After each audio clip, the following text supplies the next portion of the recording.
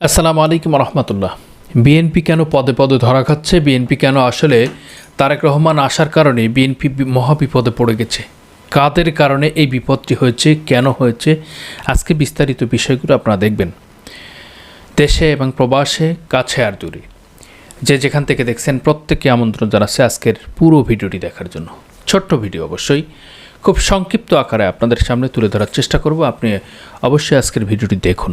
সম্মানিত ভিউয়ার্স, আমি যে কথাটি বলছি সেই মূল কথাতে এখনই আসছি।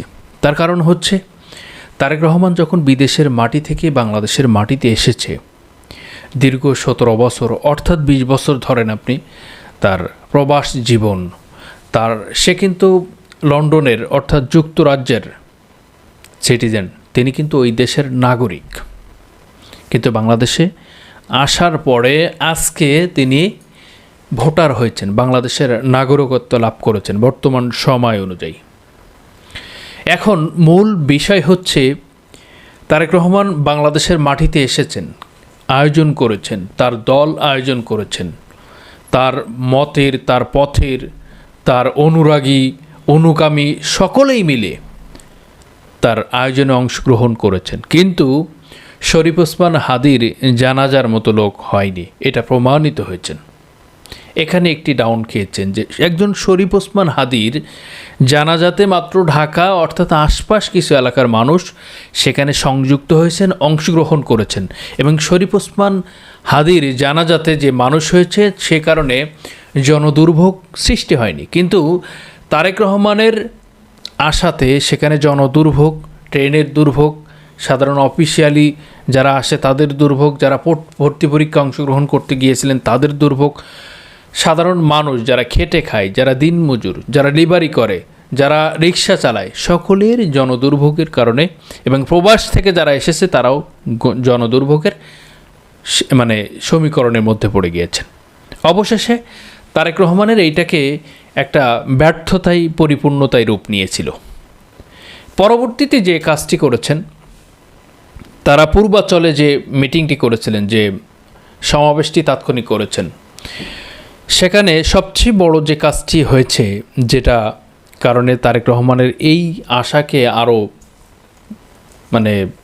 হীনমন্যতায় ভুগছেন মানুষ, এর মূল কারণ হচ্ছে জুলাই যোদ্ধা যারা, যে যুদ্ধের কারণে, যে বিপ্লবের কারণে, যে অধ্যায়ের কারণে তারেক রহমানকে দেশে আসার জন্য সুযোগ করে দিয়েছেন। বেগম জিয়াকে সমস্ত মামলা থেকে মুক্ত করে দিয়েছেন। মুক্ত পাখির মতো মানুষ বাক স্বাধীনতা ফিরে পেয়েছেন।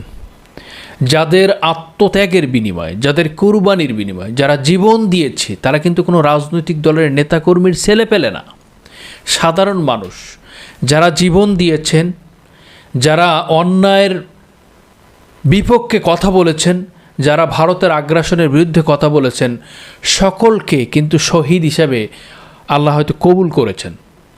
শহীদ, গাজী, যারা পঙ্গুত্ব বরণ করেছেন, যারা হাত হারিয়েছেন, পা হারিয়েছেন, যারা বিকলাঙ্গ হয়ে গেছেন, যারা চোখ হারিয়েছেন, বিভিন্নভাবে 50,000-এর বেশি মানুষ এখনও বিকলাঙ্গ, প্রতিবন্ধিতে রূপ নিয়েছেন। ভালো মানুষ, নিছক ভালো মানুষ, তারা কিচ্ছু চায়নি, শুধু দেশটাকে পরিবর্তন করতে চেয়েছে, দেশের পরিবর্তন করতে চেয়েছে, যে দেশের যে নিয়ম নীতি আছে স্বাধীনতার 56 বছর ধরে, সেই নিয়ম নীতিটাকে পরিবর্তন করতে। কিন্তু আজকে তারেক রহমান কি করেছে?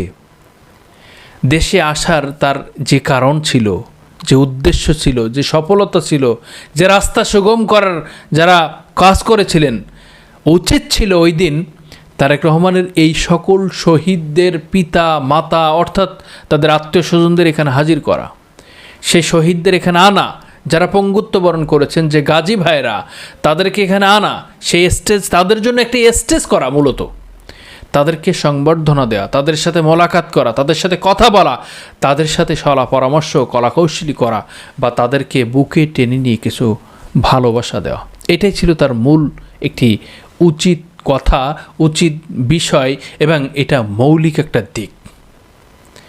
দুঃখের বিষয় এই জন্য জনগণ বিএনপিকে প্রত্যাখ্যান করেছে। এই কারণে সকল শহীদেরা, আমি দেখলাম একটা ভিডিওতে, এই কারণে কিন্তু আপনাদের কাছে এসেছি, সকল শহীদেরা যারা জীবন দিয়েছে তাদের পিতা মাতা এখন জামাতের দিকে ঢুকছে। কেন ঢুকছে?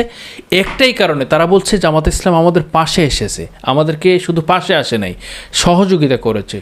তাও 1-2 টাকা না, 2 লাখ 3 লাখ টাকা করে দিয়ে সহযোগিতা করেছেন, আমাদের সচ্ছলতা শিখিয়েছেন, আমাদের পরিবারকে খোঁজ নিয়েছেন, আমাদের কাছে এখনও খোঁজ নেয়। এই কাজগুলো জামাত ইসলাম করেছেন, সুতরাং আমরা জামাতকে ভুলতে পারবো না। এই যে কাজ, এই যে মানুষের আত্মত্যাগ, শুধু একটু খোঁজ নেওয়ার কারণে যদি একটা পরিবার একটা দলকে ভুলতে না পারে, তাহলে তারেক রহমান তো বাংলাদেশের বড় দল, তার বড় নেতা। তাহলে সেই দলের যখন এত আয়োজন, এত কিছু হয়েছেন, সমস্ত মানুষ যারা তেল মর্দন করা, মানে তেল মারতে গিয়েছেন, তারা অনেকেই বলেছেন যে 50 কোটি মানুষ হয়েছেন এবং 95% ভোট অনেকেই দিয়ে আসছেন মাঠের থেকে। এই হচ্ছে প্রধানত কারণ। আপনাকে আরেকটি বলেছে এর আগে, ওটা কিন্তু দ্বিতীয়, এটা কিন্তু প্রধান কারণ যে শহীদদের সাথে তার সংগোপন, শহীদদের সাথে তার সংযোজন, শহীদদের সাথে তার মহাসারাত, শহীদদের সাথে তার কথোপকথন কোনোটাই ছিল না ওই দিন। এবং এটা মানুষ হতাশ হয়েছেন, শুধু তাই না, সারা বাংলাদেশের সকল শহীদের পরিবাররা আরও হতাশ হয়েছেন যে এদের হাতে বাংলাদেশ গেলে কী হবে। কারণ যাদের আত্মত্যাগ কোরবানির কারণে বাংলাদেশে এসেছেন যে মানুষটি, তাদেরকে ভুলেই গিয়েছে বেমালুম। এই হচ্ছে প্রধানত কারণ।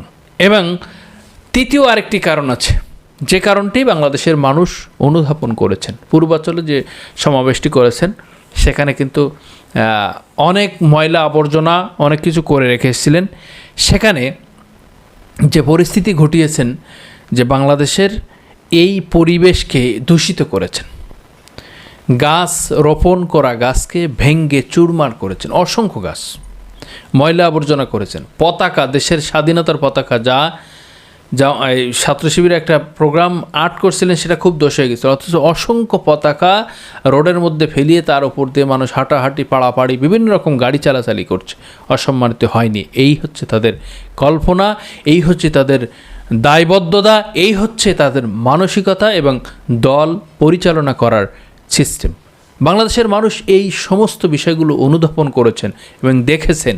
সকল বিষয়কে আমি আপনাদেরকে উপস্থাপন করতে পারি নাই এবং সকল ভিডিও আপনাদের সামনে হয়তো উপস্থাপন করতে পারি নাই কিছু নিয়ম নীতির কারণে। আপনারা অবশ্যই আপনাদের কাঙ্ক্ষিত মতামতটি আমাদের ভিডিওর কমেন্ট সেকশনে দিয়ে দেবেন। আপনাদের সকলকে অসংখ্য ধন্যবাদ। আসসালামু আলাইকুম ওয়া রাহমাতুল্লাহি ওয়া বারাকাতুহু।